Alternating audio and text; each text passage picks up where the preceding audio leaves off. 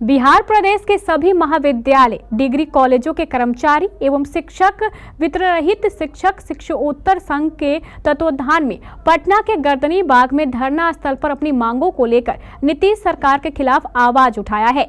विशेष जानकारी दे रहे हैं पटना संवाददाता अमलेश आनंद। नमस्कार, आप देख रहे केबीसी न्यूज़। मैं हूं अमलेश आनंद। देखिए, जो वित्त रहित शिक्षक है वो लगातार सरकार से मांग करते रहे हैं कि हमारी जो बकाया राशि है उसको निर्गत किया जाए।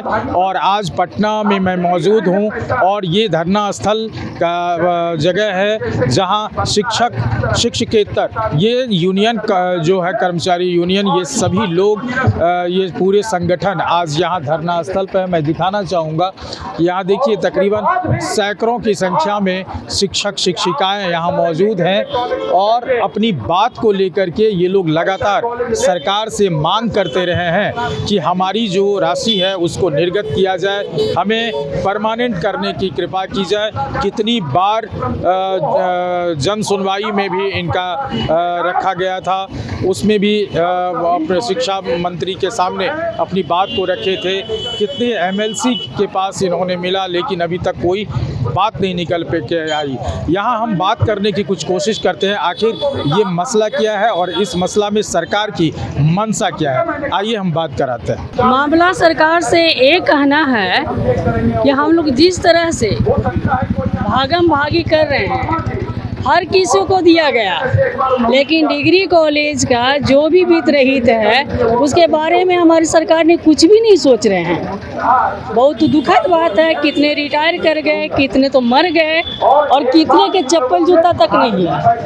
आप लोग कितनी बार सरकार से भी मिले हैं? जन सुनवाई में आप लोगों ने जनता दल यूनाइटेड कार्यालय में जो शिक्षा मंत्री का जन सुनवाई है, आप लोग की टीम वहां भी पहुंची और उस समय मैं भी मौजूद था। उस समय आश्वासन दिया गया, लेकिन हुआ क्या आखिर? देखिए, आश्वासन तो दे रहे थे, बार बार दे रहे थे। उन्होंने स्टूडेंट पे पैसे दिए जो शिक्षक तक अच्छे से पहुँचे नहीं। सबसे बड़ी बात एक हो गई, हमारे इंटर के विद्यार्थी पास कर रहे हैं, डिग्री के विद्यार्थी पास कर रहे हैं, सारे मेहनत तो हम लोग भी कर रहे हैं ना।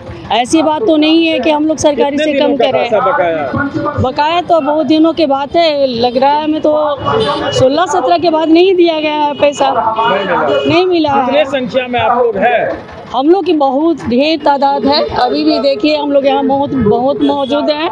ये हम लोग को जो वित्त रहित को अनुदान की घोषणा मुख्यमंत्री जी की है, वो अनुदान भी 8 साल से हम लोग को नहीं मिल रहा है और हम लोग को अब अनुदान तो नहीं ही मिल रहा है, लेकिन हम लोग ये धारणा इसलिए कर रहे हैं कि हम लोग को वेतनमान चाहिए। और नीतीश जी ही किए हैं, अनुदान की भी घोषणा वही किए हैं और वेतनमान भी वही देंगे। नीतीश जी ही वेतनमान देंगे, ये हम लोग को विश्वास है। नहीं, ऐसी बात नहीं है। बार बार रिपोर्ट मांगा जा रहा है और वो लोग कहते हैं कि हम प्रक्रिया में ही हैं। ऐसी बात नहीं है। रिपोर्ट मांगते हैं, कॉलेज से दिया जाता है, सारा कुछ हम लोगों को पता है। 16 तक अनुदान हम लोग को दिया गया है, 17 से अभी तक 24 तक का अनुदान भी बकाया है। उस अनुदान में भी बच्चे के आधार पर, उसका रिजल्ट के आधार पर कहा गया था मुख्यमंत्री द्वारा जो दिया जाएगा, लेकिन 1.5 करोड़ फिक्स कर दिया गया, वो भी नहीं मिल रहा है हम लोग को।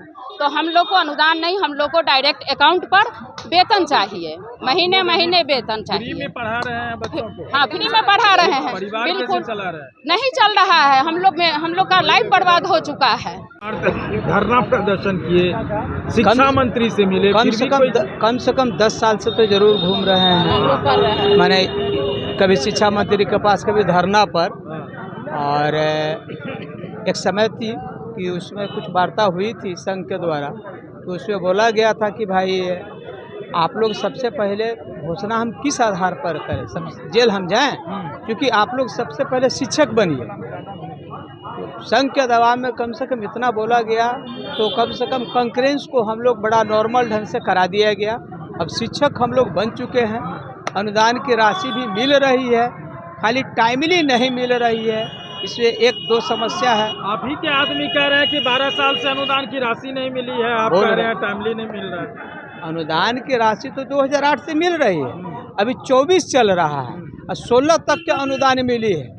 अब सोच के देखिए, 16 तक का अनुदान मिले, 24 चल रही है और मिलती भी है तो प्रबंधन समिति के हाथ में जाती है।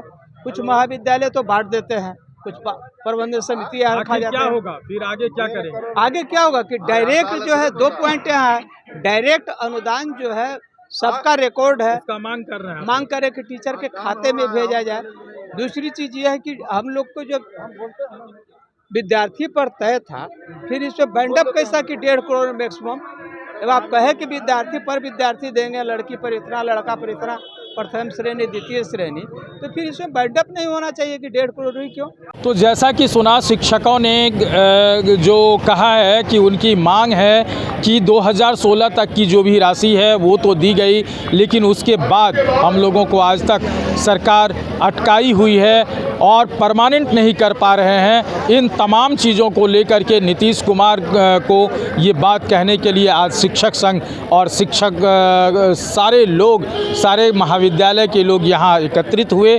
और जहाँ की जैसा कि पता है कि यहाँ अलग अलग गुट के, अलग अलग दल के कुछ नेता भी आकर के आश्वासन दिए हैं। अब देखना होगा कि 2025 सामने है और इस चीज़ को लेकर के शिक्षा विभाग और मुख्यमंत्री नीतीश कुमार कितना सजग हो पाती है। अमलेश आनंद, KBC न्यूज़, पटना।